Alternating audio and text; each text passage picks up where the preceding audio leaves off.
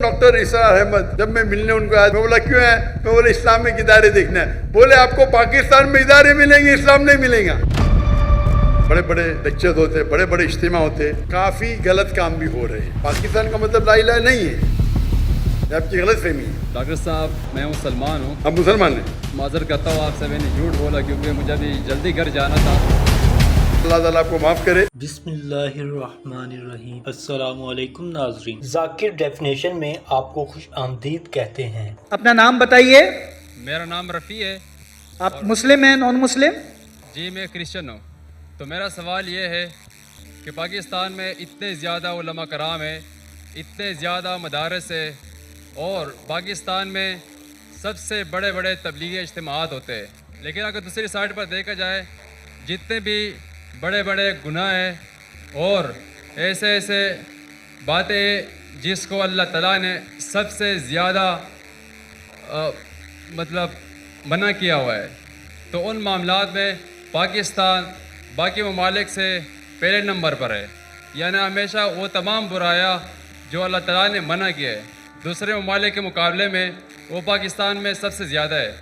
तो अगर कोई तबलीगी हमारे पास आता है, यानी किसी दूसरे मुल्क में आता है, गैर मुस्लिम को इस्लाम की दावत देता है कि आप इस्लाम में आ जाओ और अच्छाई की बातें करता है, तो मैं इनसे वो सवाल कर सकता हूँ कि वो तमाम बातें जो हम में है वो तुम में नहीं है। यानी हम अदल और इंसाफ पर यकीन रखते हैं, हम झूठ नहीं बोलते, हम भाई सवाल पूछिए। सवाल क्या है आपका? तो मेरा सवाल यही है कि क्या ये पाकिस्तान के उलमा कराम की नाकामी है या इसकी क्या वजह है?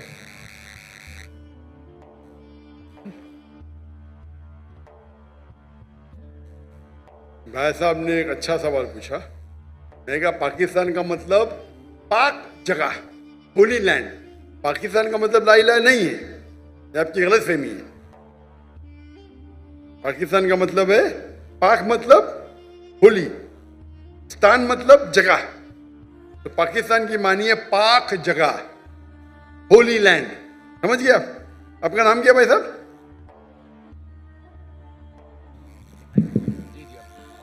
मेरा नाम रफ़ी है। रफ़ी भाई। ईसाई आपने कहा, क्रिश्चियन है? जी जी हाँ। तो रफ़ी भाई ने सवाल किया था कि पाकिस्तान में कई बड़े उलमा हैं, कई हिस्से में होते, उसके बावजूद यहाँ हम देखते हैं कि बड़े बड़े गुनाह होते जो बाकी मुल्क में नहीं होते। तो इसे क्या समझे हम? सवाल क्या है? तो उन्होंने बोला सवाल है कि हम कहेंगे कि यह उलमा की नाकामयाबी है। क्या है इसका जवाब? है कि पाकिस्तान इस्लाम के नाम तो बन गया, कायम हो गया, लेकिन आप अगर मुझे पूछेंगे कि भाई साहब ने सही कहा कि यहाँ बड़े बड़े उलमा हैं, मैं भी यहाँ के उलमा की इज्जत करता हूँ, बड़े बड़े हैं, बड़े दानिश्वर है, बड़े बड़े लेक्चर होते, बड़े बड़े इज्तिमा होते, लेकिन यहाँ हम देखते हैं कि काफ़ी गलत काम भी हो रहे हैं। एक चीज़ है कि अगर कोई दाई तकरीर करता है और अगर माशरा उसको फॉलो नहीं करता है, आप वो दाई पे दोष नहीं डाल सकते।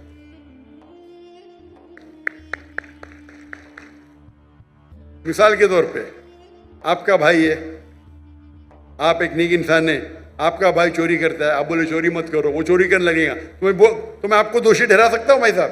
रफ़ी भाई, आपका भाई अगर चोरी करने लगा, आप बोलेंगे मत करो, फिर भी कर रहा हो, बोलूंगा रफ़ी आप नाकामयाब है, आप खराब इंसान है, बोल सकता हूं मैं? खराब इंसान है बोल सकता हूं? हाँ क्या नहीं? माइक्रोफोन ऑन कीजिए ना। ये माइक ऑन कीजिएगा, ये राइट वाला माइक ऑन कीजिए प्लीज, इसको अभी बंद मत कीजिए। अगर आपका भाई चोर है, आपने उसे बोला चोरी मत करो, तो मैं आपको दोषी ठहरा सकता हूं? ये माइक ऑन कीजिए please. Who is on the audio? Audio पे कौन है? जी, ये माइक्रोफोन जब भी क्वेश्चन आंसर सवाल पूछ रहे तो बंद मत कीजिए, ऑन रहने दीजिए। जी हाँ, जी मैं आपको दोषी ठहरा सकता हूं? जी बिल्कुल। ठहरा सकता हूँ? No sorry. मैं आपको जेल में डाल सकता हूँ?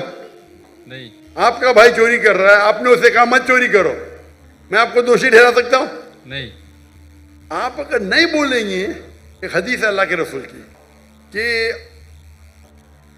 एक फरिश्ता थे, अल्लाह ताला से फरमाते ये गांव में सब लोग गलत काम कर रहे हैं, काफी लोग, मैं उनको सबको उनके घर को तबाह करूंगा, लेकिन 2 ऐसे घर है जो गलत नहीं करते।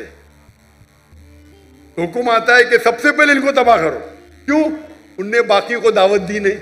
अगर गलत काम हो रहा है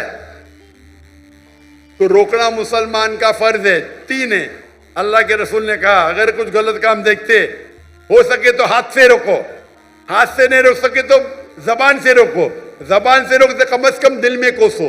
कुछ गलत काम हो रहा है, अगर आपके पास हिम्मत नहीं बात करने के लिए, अपने गवर्नर साहब के तो माशाल्लाह बहुत हिम्मत है, तो कम से कम दिल में तो कोसो। अगर इतना करेंगे तो आप लोवेस्ट लेवल के मुसलमान हैं। तो मैं जानता हूं जहां तक के यहाँ के उल्मा का सवाल है, जितनी मैंने उनकी तकरीर, सारे उल्मा की तो नहीं सुना, जितनों की मैंने सुना और जिससे मुतासिर हुआ हूं मैं, मिसाल के तौर पे डॉक्टर इफ्तार अहमद, मुफ्ती तकी उस्मानी, मौलाना फजलुर रहमान, माशाअल्लाह ये अजीम उल्मा है, तकरीर कर रहे हैं इन लोग। और खुसूसन डॉक्टर इफ्तार अहमद, जब मैं मिलने उनको आया था 51 में, मैं बोला क्यों है? मैं बोला इस्लामिक इदारे देखना है। बोले आपको पाकिस्तान में इदारे मिलेंगे, इस्लाम नहीं मिलेगा। अल्लाह उनको जन्नत नसीब फरमाए, जन्नत आला, जन्नत फिरदौस।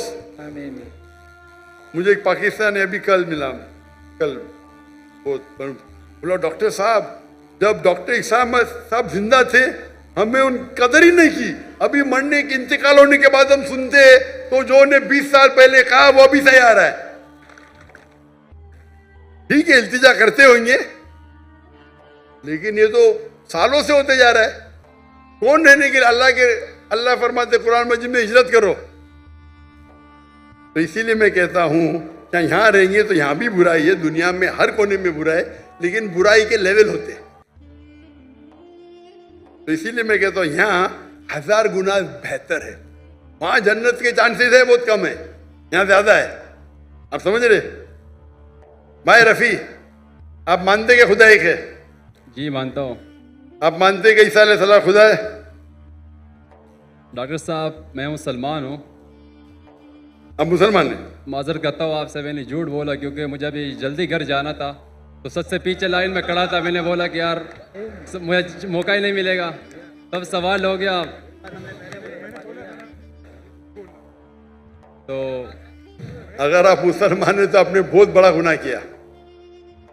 अगर सवाल पूछने के लिए आपने कहा कि मैं ईसाई हूँ, ये बहुत बड़ा गुनाह है। मैं तौबा करता हूँ अल्लाह से। अल्लाह मुझे कलमा पढ़ेंगे? जी कलमा पढ़ो आप इसे, ला इलाहा इल्लल्लाहु मुहम्मद रसूलुल्लाह। क्योंकि सवाल पूछना फर्ज नहीं है। आप लाइन तोड़ने के लिए झूठ बोले, लेकिन ख्वाहिश थी आपसे सवाल तो करना। ये भी हो सकता है ना, क्या जन्नत में जाने के लिए भी आप झूठ बोल के जन्नत में पहला जाएंगे? बराबर कि नहीं? नहीं मैं पीछे जन्नत में भी लाइन बड़ी रहेंगी है, बहुत लंबी रहेंगी। आप बोले मुझे पहले जाने का तो आगे कर देंगे आपको। मैं कराची यूनिवर्सिटी में पढ़ता हूँ ना, वो गेट बंद हो जाता है 1 बजे के बाद, तो इसलिए। अरे गेट बंद होगा तो सुबह में जाना क्या प्रॉब्लम है? यहाँ तकरीर चलते रहेंगी माशाल्लाह, आपको फायदा होगा ना। जी जी आगे नहीं तो गेट बंद होने की वजह से आप ये कह रहे कि मैं मुसलमान नहीं हूँ, ये तो बहुत बड़ा गुनाह है। इंशाअल्लाह ताला आपको माफ़ करे और उम्मीद है कि अल्लाह ताला आपको हिदायत दे।